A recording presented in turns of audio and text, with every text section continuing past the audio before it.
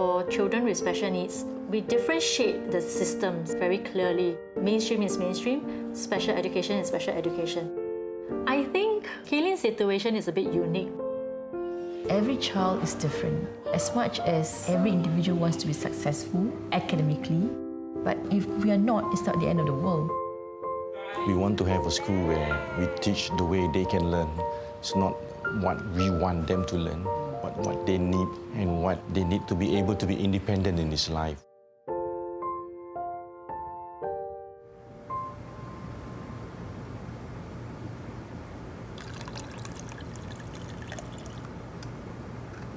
I'm Mary. I'm mom to 3 children, and my youngest one is 8 years old. She has Down syndrome. Her name is Kaylyn. Oh, can you get the fish oil for me? I can't remember where's the fish oil. You're the gas. Yeah. Is it in the cupboard? No. Then where is it? Oh, it's in the fridge. Oh, you found it. Okay. Kaylyn is a very outgoing girl, very active, and she enjoys talking to people. But because her articulation is not there, so sometimes it's very difficult for people to understand her. And they just lose interest and they will walk away, like they don't really want to interact further with her. Oh, you have flying all over. Come. Yeah, eating your cereal. Right, come. This is a typical morning for 8-year-old Kaylyn. Her mother has been homeschooling her for almost a year. Let's read words. Oh, your name. O is in my name. A is in my name. In 2014, Mary left her job as a secondary school teacher to care for Kaylyn full-time. The girl had just survived 3 pneumonia attacks over the course of 2 years. Hospitalized for months each time in the intensive care unit, young Kaylyn had to rely on life support and a feeding tube. It was excruciating to watch because a small body connected with a lot of tubes. It was painful, yeah. And we couldn't touch her because it might dislodge the tubes and that would be life-threatening. So these were very painful moments because we wanted to be with her, but yet we couldn't. Okay, let's see whether you can do this. Kaylyn's health and physical development slowly picked up over the next 2 years, but Mary started to notice a delay in her learning that she felt was not being adequately addressed. She was accepted in an early intervention center. But eventually I felt that she was doing the same thing as what she was doing in a hospital therapy. And there wasn't a lot of emphasis on literacy as well as numeracy. So I decided to put her in the mainstream to challenge her academic-wise, as well as to give her that opportunity to interact with the neurotypical children. At age 5, Kaylyn was accepted into the mainstream preschool, where she continued her kindergarten education for the next 3 years. In Singapore, there are mainstream schools primarily for neurotypical students and special education schools for those with special needs. However, for the latter, many parents still prefer mainstream schools out of fear that otherwise their child may be left behind. So she learned numbers, she learned all the alphabet, the sounds, and she also made a lot of friends. It's so wonderful for a child with special needs to have this opportunity to interact with all these other children who share the same space as her, as well as the same lessons and things like that. Unexpectedly, the preschool closed down in early 2019. In her last year of kindergarten, Kaylyn suddenly no longer had a school to go to. After witnessing Kaylyn's progress, Mary was determined to find her another mainstream school so that she could keep up with her peers. If unsuccessful, she would take matters into her own hands. We did have a trial at one of the mainstream preschool nearby, but after 4 days, we were told that the school can't support her. It's just heartbreaking to hear that she has lost an opportunity once again, to learn it in a mainstream setting. I thought I would just stop looking for another school for her, but just to see what I can do on my own. Let's go. Let's go, let's go. Which playground do you want to go to? This one? I think it's frustrating. Maybe it's because of her learning ability, so she needs a variety of ways to understand. We have to focus on the academics part from the mainstream, and then we have to do the therapies part from the special education. And because she has so many areas that I need to focus on, sometimes I'm very overwhelmed. We go with big hand. We're going on a bear hunt. I think the ideal situation would be the child goes to a school where he or she gets to interact with children and supported in academics, social, as well as the emotional aspect, and also to receive therapies as part of the school curriculum. It'll be alright. I'll be alright. Okay, I'll be alright.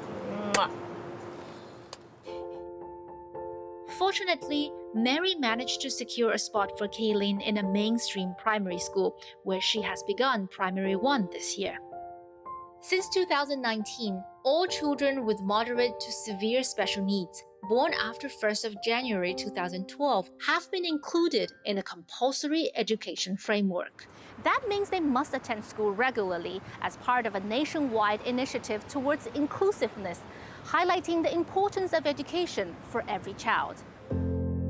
Integrating children with special needs into mainstream schools can help reduce the discrimination they often face. However, though the right to inclusive education is now recognized in international human rights law, letting students with and without special needs learn together remains a challenge for many countries. In Singapore, around 20% of students with special needs have moderate to severe needs. These students are placed in special education schools away from the mainstream track. The remaining 80% with mild learning needs, such as dyslexia or mild autism spectrum disorder, are included in mainstream schools. But according to experts, there is more to inclusive education than that. Why is it that not all schools offer inclusive education? Simple fact is there's not enough of manpower or teachers trained in this area. Are there existing support and resources in that school to help this teacher to cope with that one child?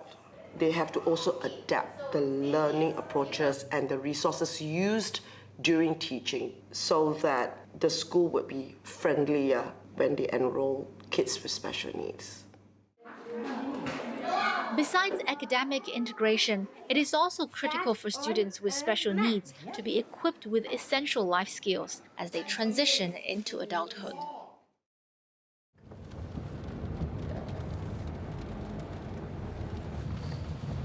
So where are we going now, Ashraf? We are going to the shop under the block. Then down there, okay, what are you going to buy, Ashraf? The milk. Ah, milk dah habis kan? Okay. We buy milk. What else you want to buy? My name is Farah. I have 3 children and Ashraf is my eldest and he has autism. Ashraf is a private person. He doesn't like people to hear what he has to say, and he's also very cautious, especially when he's in public. He always thinks that someone's going to hurt him. When he can't express, he's not happy, he will go into meltdown. It's very unpredictable because sometimes you don't know what triggers that. With the camera crew in the car, 19-year-old Ashraf is getting visibly anxious due to the presence of people he's unfamiliar with. The whole world that, look, even you have autism. When he is into anxiety, that's where he will freeze, he will start to blink his eyes and heavy breathing. So we have to keep on reassuring him that nothing's going to happen. It can take about maybe 15 to 20 minutes for him to get out of the anxiety zone and be calm again. Okay, get one. Good job. Okay, what else do you want to buy? What else? Come, here. When Ashraf was 3 months old, he was diagnosed with a rare condition called tuberous sclerosis that caused a tumor in his brain. Over 90% of such patients suffer from epilepsy, and almost half may develop autism. At the age of 2, Ashraf had his first epilepsy attack. When he turned 3, he stopped making eye contact with people and became extremely quiet. So that's where he was diagnosed with autism. His meltdown especially is something that we couldn't control. One time I brought him to the park. There was downpour, heavy rain, so I told him we have to leave.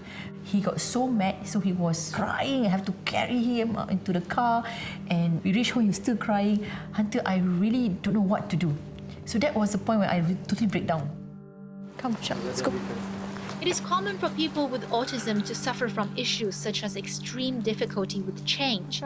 To cope with everyday life, they tend to develop repetitive routines that may seem like unusual behavior.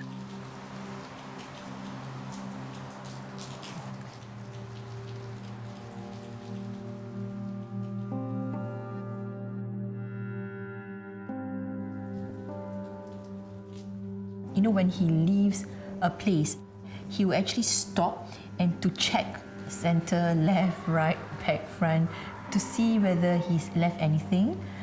We know where he's coming from, but it will annoy us. But if you look at the positive side, it really teaches us patience.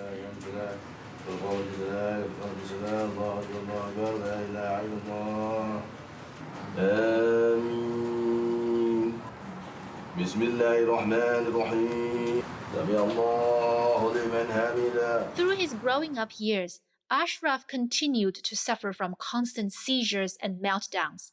But with an above-average IQ score, he was deemed fit for mainstream. However, that only led to more problems. Basically, he developed social issues. He cannot mix around with his peers. He doesn't know how to share. He doesn't know how to play together. He doesn't understand a lot of things socially. When he was in primary 3, there was a bully case. His classmates actually threw a bucket of water onto him. So after that day, we could see he was really affected. He just doesn't want to go to school anymore. Shortly after, Farah and Ali decided to place Ashraf in a special education school so that he could cope better. In 2015, Ashraf was given the option to take the primary school leaving exam, a major exam that impacts a student's trajectory through higher education. But preparing for it was so stressful that he ended up having seizures almost every day. Eventually, with great effort, Ashraf managed to pass 1 out of 3 subjects. Of course, I would love if Ashraf can stay in a primary mainstream setting. But I felt that I've done wrong, because I keep pushing him, you see. I'm being selfish, I want him to be according to what I planned for him.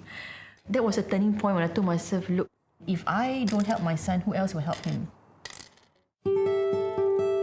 That revelation led to the creation of MIJ Special Education Hub. Farah and Ali wanted to create a safe learning space to equip their son and others like him with essential life skills instead of focusing on academic achievement. So let's take a look here. Okay, so when you go to work, okay, you need to take care of your appearance. Okay, so do you wear jeans to work? No. Okay, so what do you wear? Long pants. Long pants. Okay, long pants. What else? Okay, do you need to wear? Giving up a high-stakes corporate career, Farah dedicated all her time to learn about special needs education and therapies through courses and consulting professional educators in order to come up with a proper curriculum.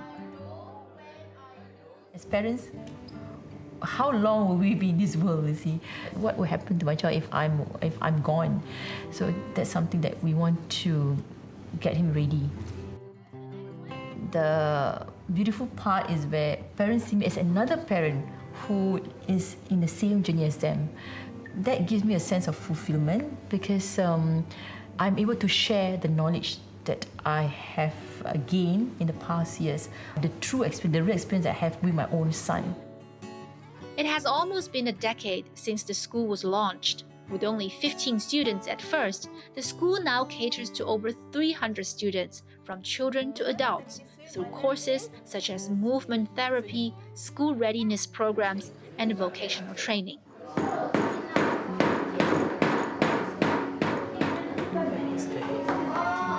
As the population grows older, what happens to the number of kids after they graduate from a special school after 18? How many are gainfully employed and independent?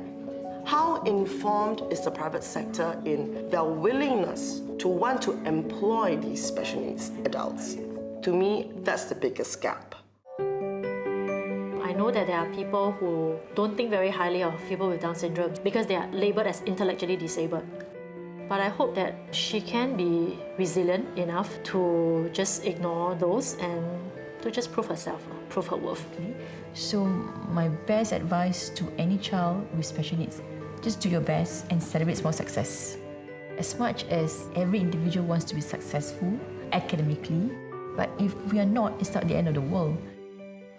As an educational leader in Asia, Singapore is ramping up its efforts to improve inclusive education. But with a diverse population that has various learning needs, a more holistic approach that goes beyond academic performance is critical. For Simon Asia, I'm Meryl Lu in Singapore.